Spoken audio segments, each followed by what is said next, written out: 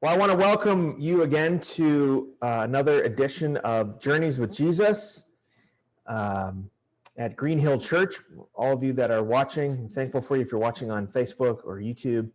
And we've been thankful for these sessions. We've covered a lot of important topics about scripture, about church life, about all sorts of things. We're trying to follow our mission of go, God, gather, grow, and give, which are our five kind of points of our mission statement here at Green Hill Church.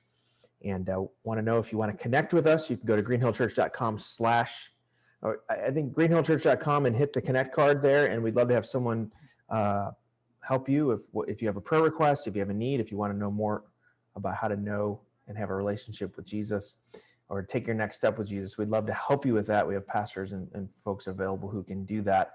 But today I have on Journeys with Jesus, Cameron Morris, who is our worship leader at Green Hill Church, also our communication director, wears a lot of hats, and I want to just thank you for being on here, Cameron. I appreciate it. Oh yeah, thanks for having me. I'm excited to be here.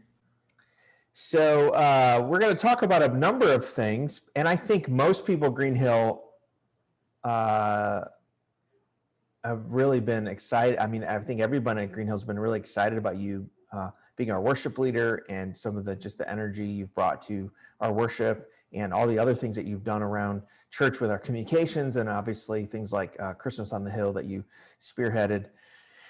Probably not everyone has had a chance to hear your story of, kind of your call to ministry and, why you feel God has called you to this to ministry and this kind of ministry, a ministry of worship and church life. So maybe you can share a little bit of that. That'd be great.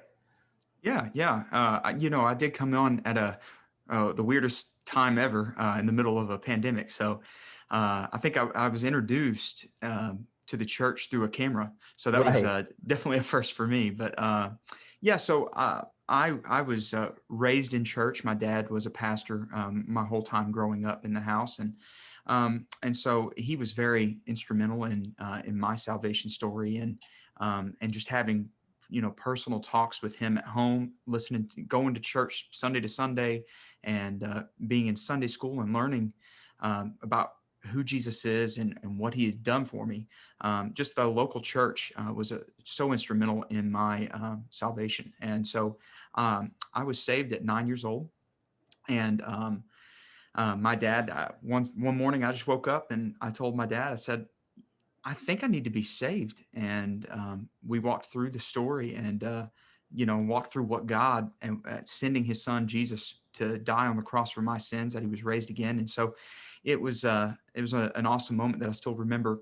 And so as I was growing up, when I got into junior high school, I joined the praise team and about eighth grade, I guess. And then I just would sing all the way through high school. I sang in the praise team and was a part of that growing up. And I went to school for music, went to Belmont University, and I met my now wife there at Belmont. And so she's from Watertown, so I stuck around. And Good idea. So, yeah, right, exactly. And so,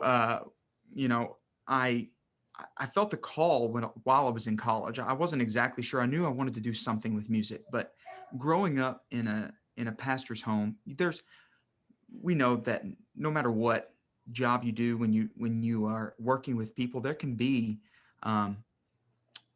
ugly sides to things, and the church is no different. There can be an ugly side to things, and people are broken. So there's nothing new there, but I think I ran from that a little bit early on in college. I knew there was stress and things like that, but man, I just felt God continuing to call me, continuing to prick my heart and say, you're not doing what you need to be doing. And so when I was in college, about probably my junior year, I really I accepted that call and said, you know what, I want to do ministry. This is really what I want to do.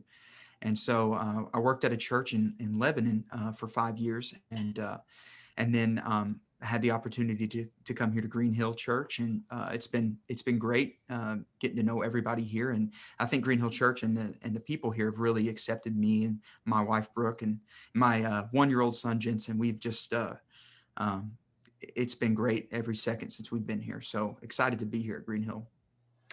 Yeah, and we're excited to have you. And again, as you mentioned, you came to us in like a really difficult time. I mean, in the middle of COVID, Yeah. we were meeting, but kind of not meeting. We were doing the online stream, and you know, it was a real testament to your sense of calling that you're willing to come and be part of it when there was a lot of uncertainty, you know, back in those days of like, when are we going to meet again? Will we ever, you know, will we ever gather again? Right. And obviously when you're a worship leader, it's all about the gathering, you know, so Mm-hmm. I really commend you for that and coming to us. But let's talk about worship. You know, one of the things I think about is, you know, as a kid, and yourself the same, growing up in church, that I don't remember a lot of church services. I maybe remember a few that were really formative, or like a camp meeting or walking forward, or but the what was so formative is just the weekly rhythms of coming and Yes. singing. I remember the lyrics to the songs that I sang, to Mm-hmm. the hymns that I sang that are still with me, and the praise songs. Yeah. And how formative is that in every day? And I think sometimes Christians come to church with expectations that this has to be the day. And sometimes it can be. It could be a sermon, it could be where it's like God really, it was just like a, you know, a huge moment. But mostly it's about, you know, as it says, you know, that the hymn says, you know, tuning our heart to sing your praise. So talk about your approach to worship, what you're thinking as you're putting it together. I always think the worship leader has one of the harder jobs because music is so subjective, and everyone has you know, for every one, you know, church member, there's 10 opinions about music. So talk Yeah. about what's going in through your mind when you're thinking about planning and preparing for worship. Well, yeah, you know, worship just overall, I have a way of saying it. I think my dad said this to me a long time ago and it stuck. Worship is simply telling God, thank you for what you've done. Thank you for what you're doing. Thank you for what you're going to do. It's all about him. I like that. Um, and so it's a simple way of looking at it. We do overcomplicate worship as church people. We we have our preferences. To say that we don't have our preferences is lying to ourselves. You know, we do like certain types of music or certain things more than others. But when our preferences become what's most important, we've missed what worship is. And it's not about our preferences. When it becomes about our preferences, it becomes about us and not our object of our worship, which is God, and telling Him that He's worthy. So um, my philosophy, I guess you could say, in worship just generally is worship's a heart posture of humility and gratefulness and thankfulness that we live in day to day. I think so many Christians, so myself included, there are times that we get busy and we get in the you know, we get out of our routine, and that happens. But many of us come to church and we think worship is like a light switch we flip on. You know, we turn the switch on when we get to church in our corporate worship time, and then when we leave the building, we kind of turn that switch back off. And you know, if we want to um, worship genuinely on Sundays, we have to really be, our worship has to be genuine every day, Mm. really. And that's not just singing. That's quiet time, personal time. That's being in the Word. So important. Yeah. And so that's kind of my philosophy of worship. Now, when I'm picking things out, as far as looking at songs and things like that, there, you know, there's a musical side of things as well. You know, I do look at that, certain songs to be fast or slow or anything, but most importantly, it's the words. Um, Sometimes, depending on what we're speaking about that day, what Pastor Daryl may be preaching on, or whoever's preaching, um, you know, we look at the scripture, and so I'll look at the word and say, you know, what's the message he's trying to say today, and then I try to find songs that incorporate that message. Now, there are certain subjects that don't that don't lend itself for good worship songs Right. or anything like that. So when in doubt, always go to Jesus and the gospel. Yeah. That's Yeah. Yeah. always, you can't go wrong with that. Yeah. I mean, and you try to match it, but obviously there's not a hymn for every kind of topic or passage. But I think you Right. do a really good job of matching the kind of the moment we're in or the passage we're in a way that's good. I think of, the older I get, the singing in church has become more important to me, right? Yeah. So sometimes, in church life, people will kind of use that time to sort of like, not take it as seriously, right? Like I'm only going to miss a couple songs, so it's okay. I'll just, as long as I get in there for the preaching, which, if you're a worship leader, you're like, no, I worked all week on this. What are you doing? Right. But I do think when you read scripture and you read about Paul encouraging the church to sing songs and hymns and spiritual songs, singing and making melody to the Lord, the fact that you're singing to each other, you're singing to yourself, but you're singing to the Lord, and how really important that was for the New Testament church. Yeah. Talk to us about why singing is important, like why we should on Sundays. I mean, I'm always telling my kids, I want to see you singing. Why singing is so important for us to do, why we should be engaged in the worship. Yeah. So when we sing together in corporate worship, that's just one form of worship. So, thinking about giving is another form and praying is another form. Mm-hmm. Anything that lifts up God is a form of worship. So to cut out one of those forms, you're just doing one thing. It's one less way of worshiping. So it's good when we get together and we sing out loud together. We affirm each other. We affirm that what we're saying is true. And really, it's just good to remind ourselves daily and then weekly together in corporate worship what God's done for us and how worthy He is.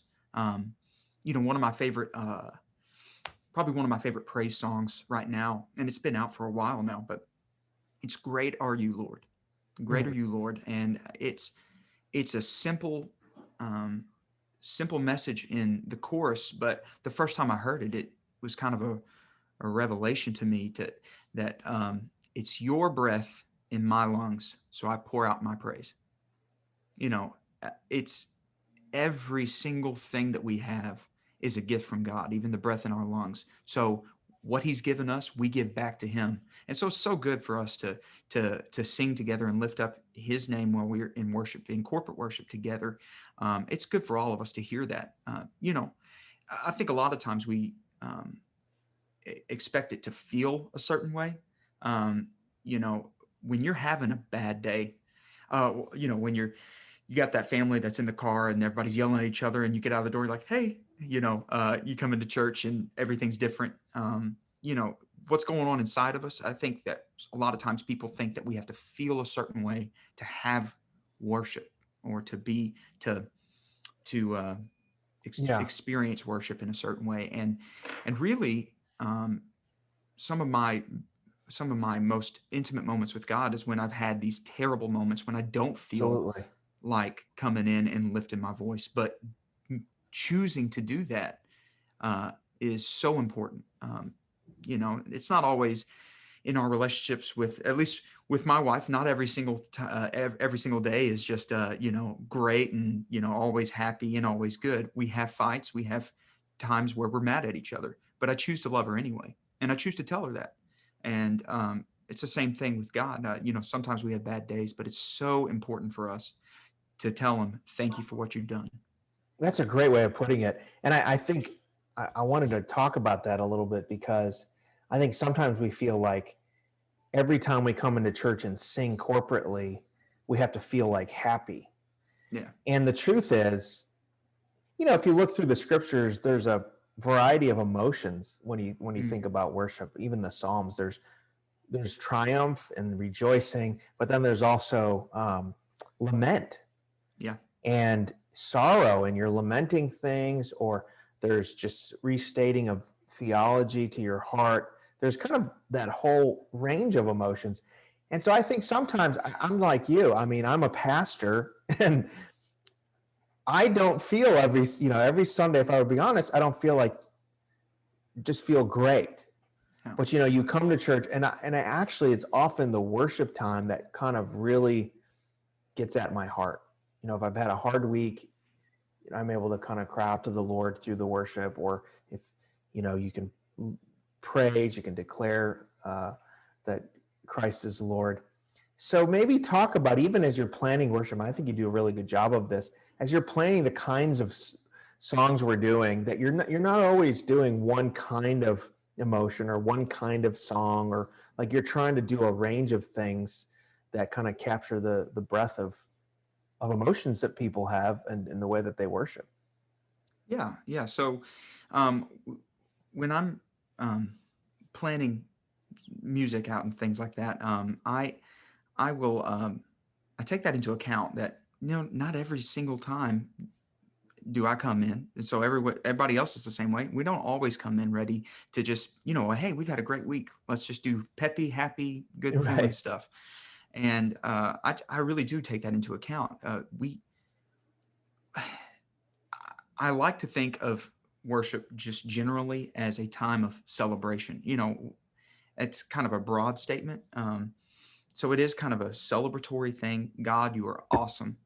And these serious songs, these ones that more of a lament, um, when we are having a bad day and we've had a bad week, when things just are terrible, what we do is our focus shifts to the bad things in life. It shifts to our own sorrow, and it becomes a little bit more, I don't know, a little bit more selfish. But when we lift up songs of praise, what that does when we are in worship, and even when we've had this bad week, or a bad season, um, it takes the focus off of our own problems, and we remember our blessings, Yeah.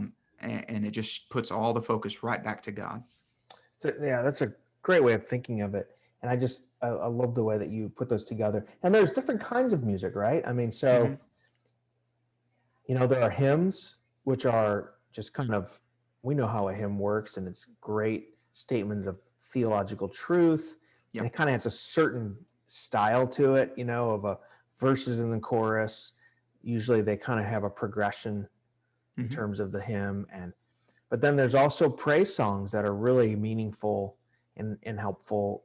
You think in the scriptures it says songs and hymns and spiritual song. Even Paul, writing in the first century, understands there's a kind of breadth of kind of music. Even if you Hmm. look through the Bible, there's different sorts of it.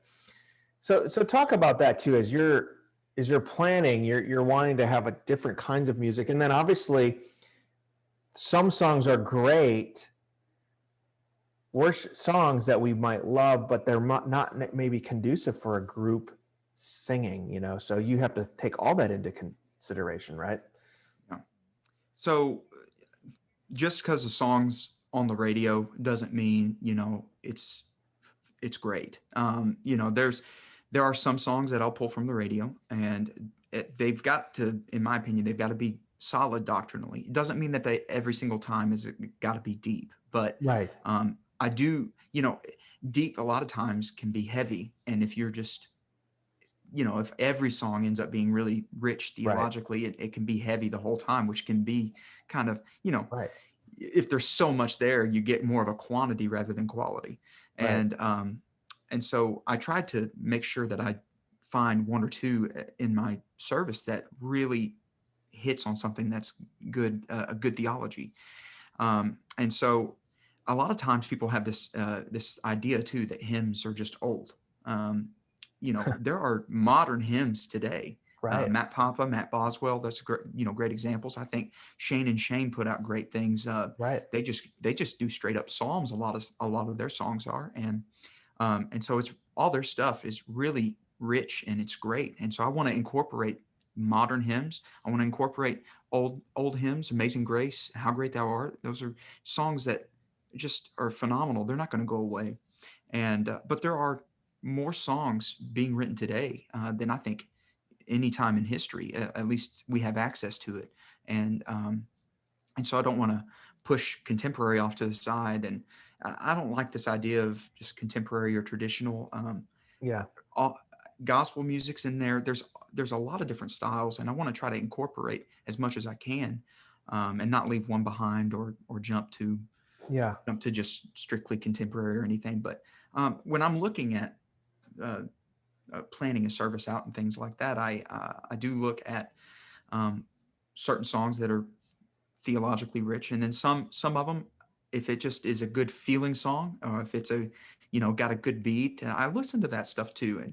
And so all of those things are important when you're putting together a worship service. Yeah, and I love the way that you do that, and it's interesting that you know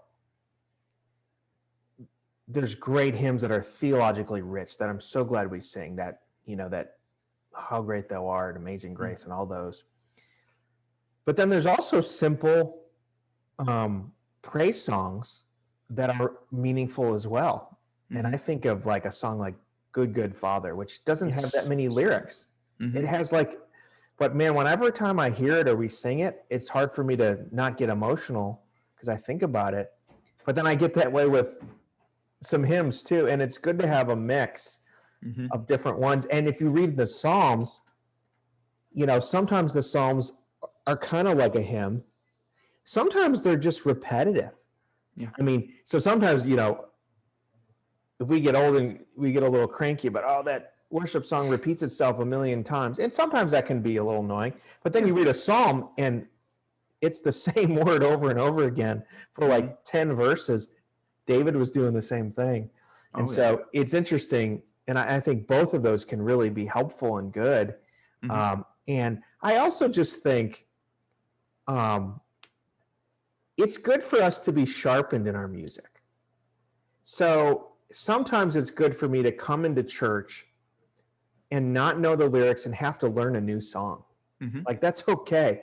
Like, if you just played all my favorite songs, I would love it, but I don't know if everyone else would. Right. So sometimes I'll be in church and there's a song or a chorus that's not my favorite, but I look over and someone's over there weeping and it may have gotten them through a hard trial. Yeah. Who am I to say we shouldn't do this? Because I need to lean in and say, okay, I'm sharpened here, and I'm gonna sing this song because it's good for me to have my preferences challenged. You know what I'm saying? Yeah. And so that to me is the beauty of us coming together, that no one person's preferences rule the day, that we're all being challenged that way, right? Yeah. Yeah. We've just, and churches have been notorious about this for years and years, decades of getting stuck in a certain way. Well, this is the way that we want to do it. Yeah. And it really does become about our preferences, and which again puts the focus on us. And we've just got to get past that. It's not about our preferences. You know what? We've got youth in our service, and to just say we're going to do just the ones that maybe they don't know. Maybe what about new converts? New converts that come in and we're singing something that's really deep theologically that can go straight over their head. Right. For somebody that hasn't been in the Word long, something like even Nothing But the Blood, they may not quite grasp that. And there's other examples like, There's a Fountain as another great one. Those are two of my favorite hymns. But that could be something that could go over a new convert's head. So you have to keep all that in mind. And just all of us collectively have to get past our own preferences and realize it's not about us. Yeah. Our emotions are a side effect of good worship. Yeah. And that's when a great point. Yeah, when it's about our emotions and we make it the main thing, we've missed the point of who we're worshiping in the first place. Right. And I always think too, even the contemporary, non-contemporary argument is funny, because what does contemporary mean? Because there are some Chris Tomlin songs that are 30 years old. Yep. I mean, that's not really contemporary. And for I'm Gen X, I'm 43. For someone like, for my kids, a Tomlin song may seem old. Yeah.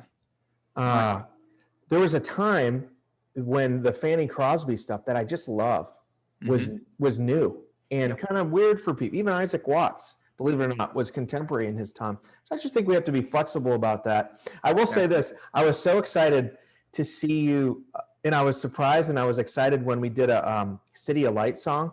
Yeah. And the energy that it had in the auditorium, I think it was "You, My God, Have Saved My Soul." Yeah. I Am Yours Forevermore. I Yeah. listened to City of Light, this group out of Australia. Hmm. So good. And when we started singing it, the energy was awesome. I loved it. Yeah. So anyways, Yeah. City of Light's great. I try to use yeah. lots of different artists, but you're right. Indescribable by Chris Tomlin. That's in the 2008 Baptist hymnal, I think. I don't know if Yeah. that's their most recent one, but Yeah. there's quite a few songs that, I mean, even I would consider contemporary, but they're old now, you know? Yeah. So it is funny where we draw the line and what's I mean, contemporary and what's not. I love listening to Phillips, Craig, and Dean. My Oh, kids yeah. think like these guys are like fossils. Like, who listens to that anymore? So it's just all funny how that works. But I think you Yeah. do a great job with this, Cameron. And really, there's a lot of energy, and it's cool to see all the different instruments and stuff up there. I'd like for you to just say, like, before we close, just a word for people who would like to participate in music industry. Maybe they play an instrument. Maybe they like to sing. I know we've kind of opened up to talk about maybe the choir and stuff. Mm, And yeah. so someone who says, I'd like to sing, I've done it before, or I have an instrument, maybe speak to them how they can serve the church if it works out in a way that, you know, that Yeah. fits what we're trying to do. Yeah, yeah. So if you're in at Green Hill Church and you are wanting to get involved, the first thing that you would need to do, just reach out to me first off, and we can talk about it and see what's the best way that we can use you. I want as many people. God has given all of us gifts and talents, and I want to utilize as many people at our church as I can. That for me was formative in my early years when I was in high school and thinking about the opportunity I had to serve, and that helps in your growth in your walk with Christ. Biggest thing that I think that's most important is you've got to have a quiet time, a personal, private time with God every day. Um, Prayer time, reading it, getting in the Word, singing, playing your instrument, whatever that is. You've got to have time with God every day, because if you're wanting to get involved in worship, uh, corporate worship is just an overflow of our private worship. Um, and so if you're not in the Word daily, if you're not spending time with God every day, or even if that's something that's brand new to you, start out just trying to do it every day. And if you mess up, that's okay. Next day is a new day. And but trying to get into that rhythm, it will just flow out of you naturally when you come here to church and you worship, corporately. And that's what's important to me. And I am excited about our choir starting back up. It's, there's still things we're trying to figure out, but I do expect us to have a choir, some choir songs that we do at our Good Friday service and our Easter service. So I'm beyond excited to have them back and involved, and hopefully having them again on Sunday to Yeah. Sunday will be exciting. Yeah, that's great. Well, Cameron, you're doing a great job. You also do a lot of our communications. We didn't even talk about that, but just doing a great job of one of our leaders and our worship pastor and doing all these things. So we're so grateful to have you at Green Hill. You're a real gift to us. And I want to encourage folks that are watching, whether you are coming on in person or if you're someone that still feels more comfortable watching online, we love that you're doing that, to uh, make it a priority to try to participate in the worship by singing. It's encouraging to the worship pastor to see people singing, but it also is good for our souls to sing to each other.